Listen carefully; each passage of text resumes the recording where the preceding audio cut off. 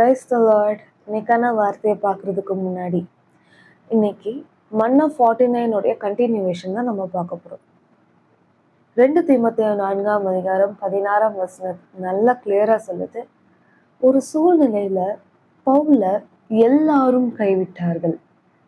நம்ம எல்லாரும்னா யாருன்னு பார்த்தோம். நம்மளை சூழ்ந்திருக்கிற எல்லாரும் யாரு? அம்மா, அப்பா, ஃப்ரெண்ட்ஸ். இந்த டைப் ஆஃப் எல்லாருக்குமே இருப்பாங்க. உங்களுக்கு அம்மா இருப்பாங்க, அப்பா இருப்பாங்க, ஃப்ரெண்ட்ஸ் இருப்பாங்க.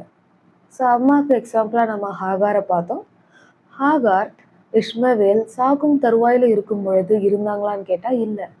பிள்ளை சாகுறத என்னால் நான் பார்க்க முடியாதுன்னு சொல்லிட்டு போட்டுட்டு தூரத்தில் போயிட்டாங்க.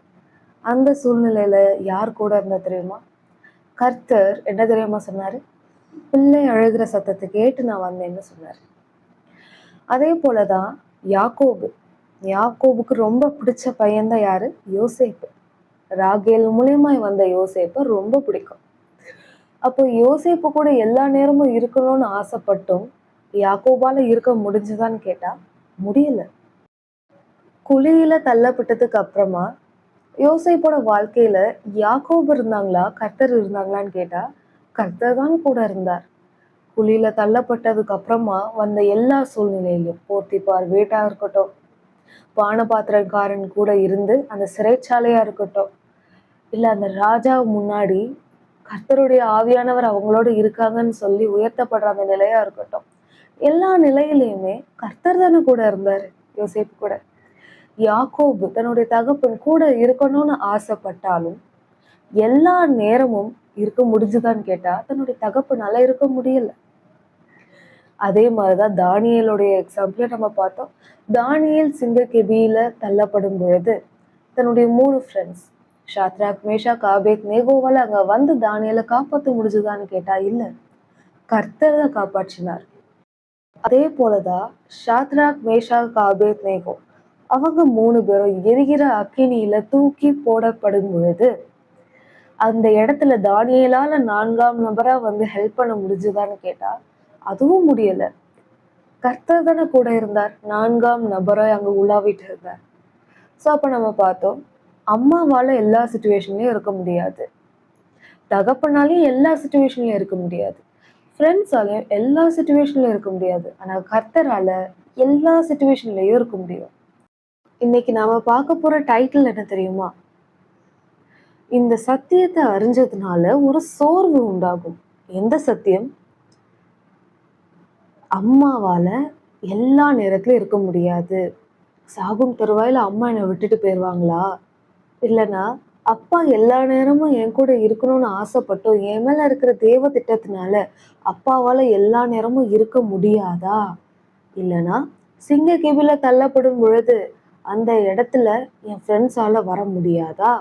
இல்லை நான் எரிகிற அக்கினியில தள்ளப்படும் பொழுது அந்த இடத்துல என் ஃப்ரெண்ட்ஸால வர முடியாதாங்கிற சத்தியத்தை அறிஞ்சதுக்கு அப்புறமா ஒரு சோர்வு கண்டிப்பா வரும். எல்லா நேரமும் எல்லாராலும் இருக்க முடியாதுங்கிற அந்த சத்தியத்தை அறிஞ்சதுக்கு அப்புறமா கண்டிப்பா ஒரு சோர்வு வரும். மனுஷேகமா இருக்கிற எல்லாருக்குமே கண்டிப்பா அந்த சோர்வு வரும். ஆனா கர்த்தர் கிளியரா அதே பகுதியில சொல்றாரு. 17ஆம் வசனத்தை பாருங்க. கர்த்தரும் எனக்கு துணையாக நின்று என்னாலே பிரசங்கம் நிறைவேறுகிறதற்காகவும் புறஜாதியார் எல்லாரும் கேட்கிறதற்காகவும் என்னை பலப்படுத்தினார். வர சோர்வு நீங்கும்படி பலப்படுத்தினார்னு எழுதியிருக்கா? இல்ல. உங்களுக்கு உண்டாகிற சோர்வை கர்த்தர் வந்து பலத்தினால் இடைக்கட்ட மாட்டார். ஆனா எதற்காக பலப்படுத்துவார் தெரியுமா? உங்க மேல இருக்கிற தேவ திட்டம் நிறைவேறும்படிக்கு கர்த்தர் பலப்படுத்துவார். தேவ திட்டம்னு நான் எப்படி சொல்றேன்னு பாக்குறீங்களா? அதே வசனத்தை திரும்ப வாசிச்சு பார்த்தா தெரியும். பிரசங்கம் நிறைவேறுகிற தேவ திட்டம் பவுல் மேல இருந்தது. கமா, புறஜாதியார் எல்லாரும் கேட்கணும் அப்படிங்கிற தேவ திட்டம் பவுல் மேல இருந்தது. அதற்காக தான் பலப்படுத்தினார்னு வசனம் தெளிவா சொல்லுது. 16ஆம் வசனத்தை எடுத்து வாசிச்சா தெரியும். உத்தரவு சொல்ல முதல் விசையில நிற்கும் பொழுது பவுல எல்லாரும் கைவிட்டார்கள். அப்போ ஒரு சிச்சுவேஷன்ல எல்லாரும் கைவிட்டுருவாங்க. என்ன சிச்சுவேஷன்னு தெரியாது. கர்த்தரால நியமிக்கப்பட்ட ஓட்டத்துல நம்ம ஓடிட்டு இருக்கும் பொழுது கரெக்டா ஓடிட்டு இருக்கும் பொழுது ஒரு சுச்சுவேஷன் வரும். பவுலுக்கு என்ன சுச்சுவேஷன் வந்தது? முதல் விசையில உத்தரவு சொல்ல நிற்கும் பொழுது அப்படிங்கிற அந்த சுச்சுவேஷன் வரும்பொழுது எல்லாரும் கைவிட்டுட்டாங்க. அப்போ நாமளும் கர்த்தரால நியமிக்கப்பட்ட ஓட்டத்துல கரெக்டா ஓடிட்டு இருக்கும்போது ஒரு சுச்சுவேஷன் வரும்.